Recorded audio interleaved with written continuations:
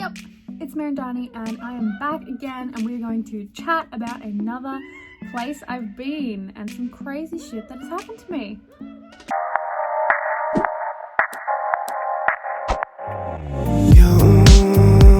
Okay, so today we're going to talk about Venice in Italy, and I fucking loved it there, but also was a little bit terrified, and I'm going to tell you why.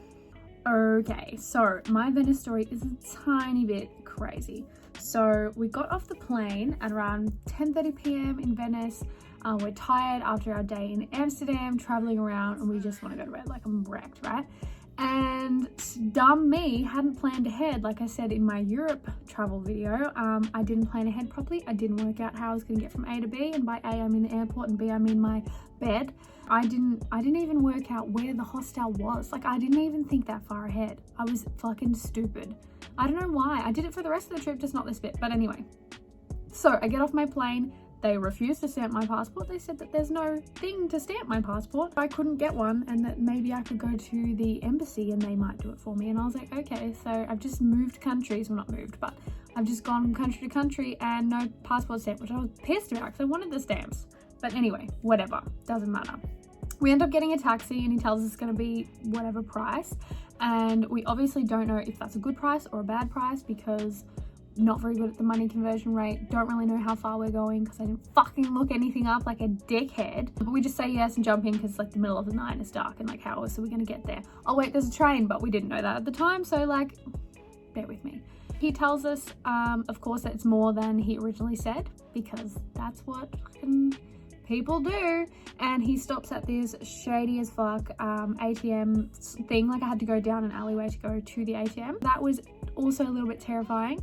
Get money out, go back and speak to this guy. Obviously I didn't speak Italian at all. He knew that, took full advantage of that. So after we get him his cash, he drives us the rest of the way, and it turns out to be like around the corner. What idiots we were. We go over to this like bus, it's like a bus stop, but it's like a water bus. And we stand there for fucking ages because we can't figure out how to read the sign. There's nothing in English, and it's a nightmare. After ages, we figure it out. We get the next water bus over to the island because I finally figured out where we're actually going. We're all good, okay? The instructions, fuck all instructions, and the ones that were there, confusing as buggery. But anyway, I made it through, obviously, since I fucking got back. But we get to the bus stop on the island that we're staying on. We have no idea where we're going. There's no street lights. It's dark as buggery. But thank God we were close to the hostel. So it was a really short walk and I wasn't alone. So that was also a good point, even though it was like midnight. We get to the hostel. They're still open. We check in. We literally just like go up and go straight to our beds. And we're in a room full of like 12 people, right? And then just crashed. I was so tired. So then the next morning we get up pretty early. We go into we catch the water bus across to a little island. Can't remember what it's called. I can't remember what the island's called, but we climbed the tower at the church, St. Giorgio Church, and it was incredible. Like the view from up there is amazing. It was a bit foggy on the day we went, but like I loved it. It was the best. Definitely recommend going do that. It was free, so easy one.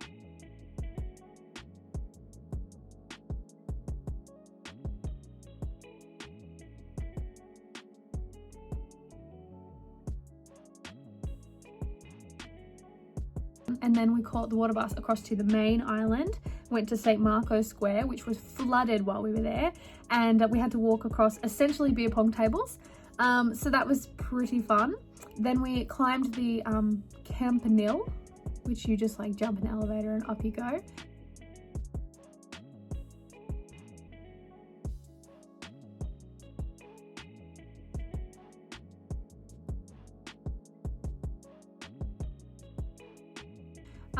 And then we went to St. Mark's Basilica. I don't really know how to say that, but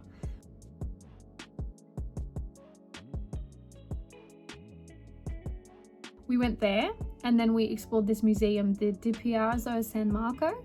Again, I don't know if that's right. And then we went to San Polo and we walked to Ponte di Rialto. I sincerely apologize if any of this is fucking terrible, but that's what we did. So then we went for like explored some of the streets on the main island. We had gelato because like couldn't not do that. And we found a takeaway pasta place where they would literally make fresh pasta for you, like roll the, like do the dough and the whole thing, and then like put it with the sauce with you, but like takeaway style, like fast. And it was so fucking good, and I don't understand why we don't have more of those. Why is that not a thing? Can we make that a thing, please? I'm petitioning to make that a thing. Anyway, so it was a really good day. The weather wasn't too bad. Like I said, it was flooded when we got there, but then the sun came out and it was pretty warm, and just exploring everything. I just love the history, and the canals are so beautiful, and it was gorgeous, right? So then we had dinner at Terrazzo Samariva, which is near that bridge thing. I can't remember what it's called. I'll find out what it's called. But yeah, we had dinner there, and I did not go on a gondola ride like I had planned because it was so expensive. I think it was like, it was a flat fee, but I can't remember how much it was, but it was like $100 or something, I think, but I can't remember. It was expensive, but you could split it between like 4 people at a max or something. We only had 2, and so it was like too expensive for us. Well, for what we were gonna do, and it really wasn't like that incredible, but I probably would go back and do it if I had the chance, and if I had more people so I could like split it between the few of us. And then we went exploring like through the town. Like at this point I didn't think that it was like not a safe place. Like most of the time I'm pretty aware of what's going on around me, but yeah, this is where I started to be like, oh, I need to check myself because I'm in a different country. Little white girl. But anyway, so this guy came up behind me, he gave me a rose, and I kept saying no, and he wouldn't take no for an answer, and so then I took it, and then he turned to my friend who was with me and was like, pay for the rose. And then like pushed him, and he eventually paid for it, and it was, I don't think it was that much, but it was like, didn't need it. But anyway, it was a trick.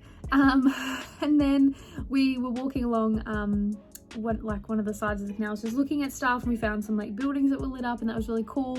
And then some other guy who also had roses was following us, and then he like stopped us and he was like, oh here, have a rose, try and do the same thing. And then we were like, no, we don't want it. And then he got angry at us and he started abusing us, and he followed us for fucking ages, like in the shadows like a creep.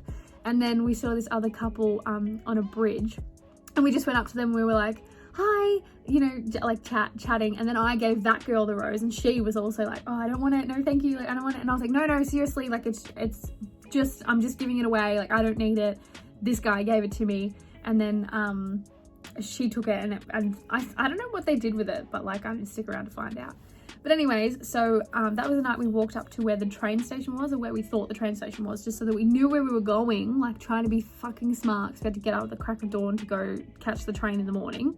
We went and did that, and then went, caught the water bus back to the hostel, and I think we had a couple of drinks, I can't remember, and then we pretty much just went to bed. It wasn't like an eventful night until, right, so it's midnight and I am still awake, and I was like, kind of need to pee. So I get up and I go to the bathroom. So I come out of my 12-bed room, and I cross the hallway, like immediately across the hallway was the bathrooms, ladies' bathrooms. And when I come out of the room, there's 2 guys sitting outside the door, and they're both chatting, and I didn't think anything of them. I was like, yeah, cool, whatever. I go into the bathroom, I go into a stall, and one of the fucking dudes followed me in there, like followed me into the ladies' bathroom. And I was like, what the fuck? Anyway, so he goes to me, hey blonde girl, do you speak English? And I was like, yes. And then he was like, oh yeah, cool, cool, yeah, do you want to hang out? And I was like, not really. And he was like, oh, why? And I was like, because you just followed me into the bathroom. And he was like, oh yeah. And then I came out of the bathroom and I washed my hands in the sink, and he was like, yeah, well, we can like cuddle or something, like nothing has to happen. And I was like, no thank you. And then I walked out of the bathroom, and he followed me out, and he's like, oh, I'll come and find you later. And I was like, please don't, you creep. And then I went back to my bed, and I thought that was the end of it. But no, El Creepo 10,000 comes into the room, because he had a key to it, so obviously he was staying in the same room, and he puts his fucking flashlight on and checks every bed, looking for me like a weirdo. And I legit just put the cover over my head, because I was like, this is not this is not happening. This is not a real thing that's happening. Anyway, so after a bit, he stopped and he went back to his bed. Turns out his bed is on the other side of, like, they had like a mesh wall thing, and his bed was the other side of my one. So that was cool. So fun.